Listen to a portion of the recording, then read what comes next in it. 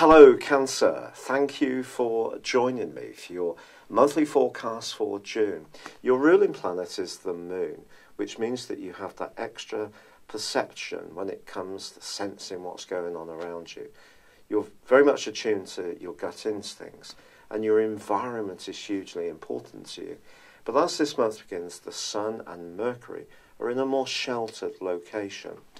Now, Mercury is going to leap out of this area and move into your sign on the 13th, and that's going to be good for you. It's going to bring you out of yourself a little bit.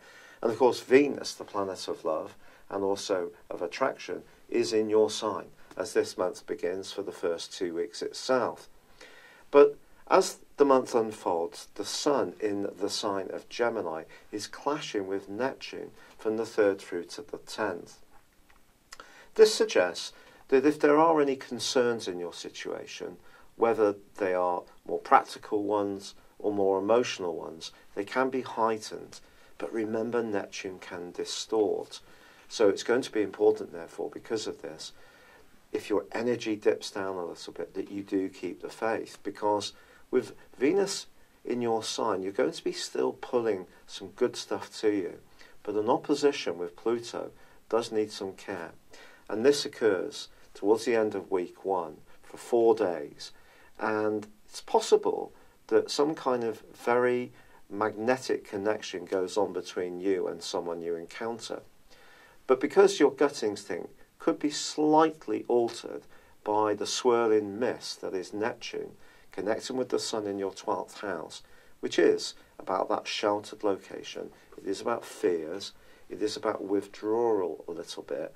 You need to make sure that if you do anything bold, it does feel right for you. It's something you can go through with. But there is also a beautiful link between Neptune and Jupiter all of this month, which is in fact very uplifting. If you're someone who is interested in spirituality or creativity or performance, the arts, then this is a wonderful connection, and it's going to give you the ability to express how you feel in a very vivid way, or to soak up influences, and they're going to be very meaningful, can have a big impact on you. Jupiter is still tracking backwards, it's true, but if there is some kind of positive relationship developing, then it can do so. It's just going to be important to understand what this aspect is about, to also let the more realistic, earthy side of your situation come to the fore too. Now, in that sense, Mars's location in Aquarius is very much about your passions. It's to do with the things that excite you, to do with intimacy, or potentially at a more practical level, improving your financial lot.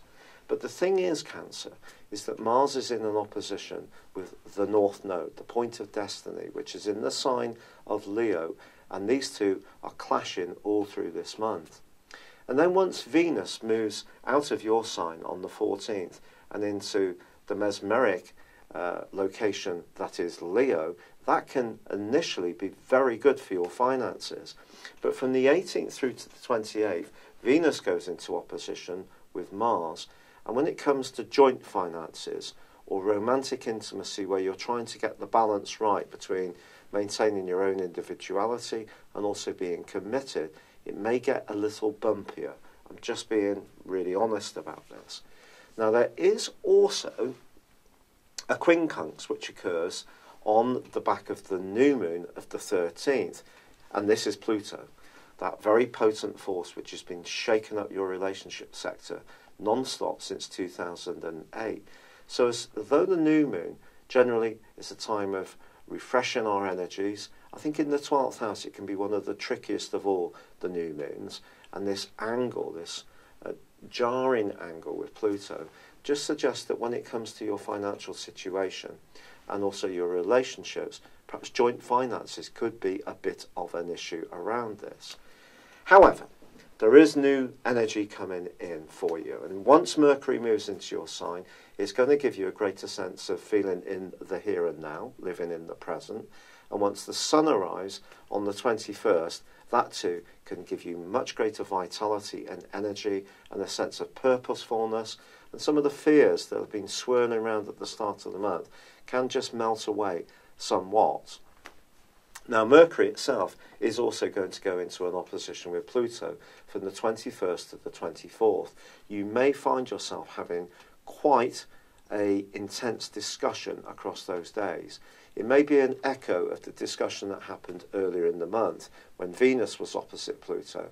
But Mercury is about ideas, and you could find yourself being much more strident and to the point.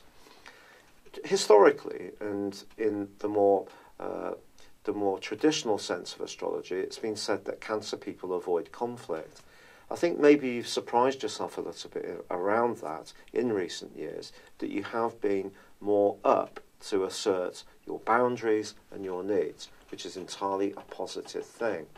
But it's going to be important on this particular aspect that you still understand that it's perfectly okay for someone to have an entirely different view from you. It doesn't make them a bad person. It just means they have a different opinion.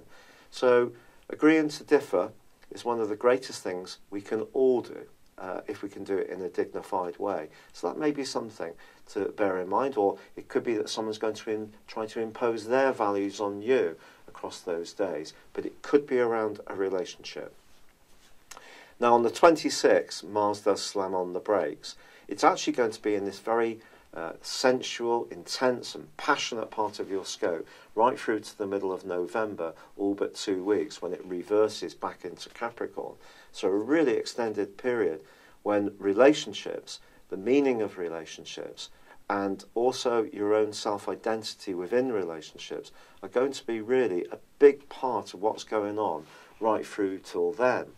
But of course, what else is going on until early November is the fact that Uranus, which arrived last month in the sign of Uranus, well, that's still making its way slowly. It's not picking up much speed, but it is in the part of your scope that's to do with your future plans, to do with the type of people you might hang out with, friendships, group associations.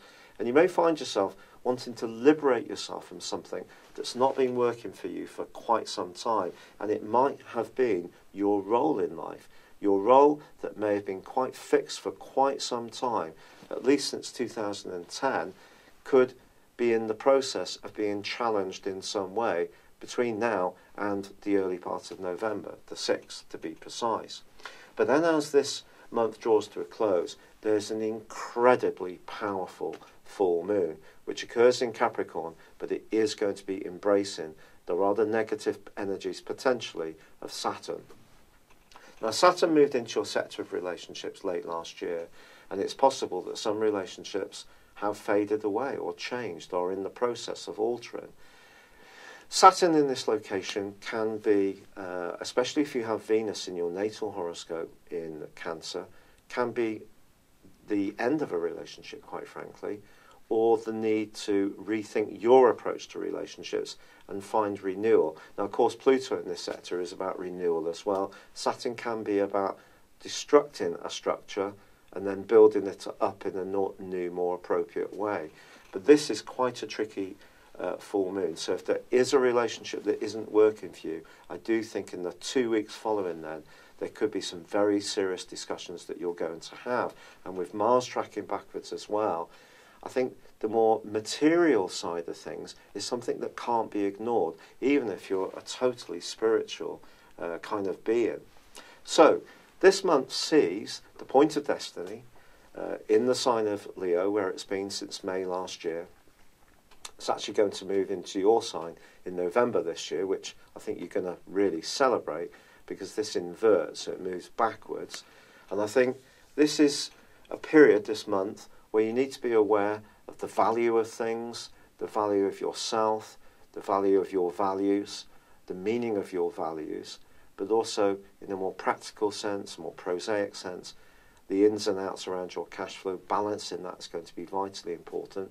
There could also be issues around intimacy, how comfortable you are with it or not. If you're footloose and fancy free, you could find yourself, especially with Venus opposite Pluto for those periods of days, you could find yourself highly fascinated by someone. And I think once Mercury and the Sun move into your sign on the 13th and 21st respectively, it will give you greater vitality, but relationships are still at the heart of what's going on for you. But I think it's going to be a period when you can learn so much more about yourself and also about your needs. Basically, what you're trying to do is get in touch with that. If you've been a particular nurturer, which of course wouldn't be a surprise, maybe it's about becoming more your own person.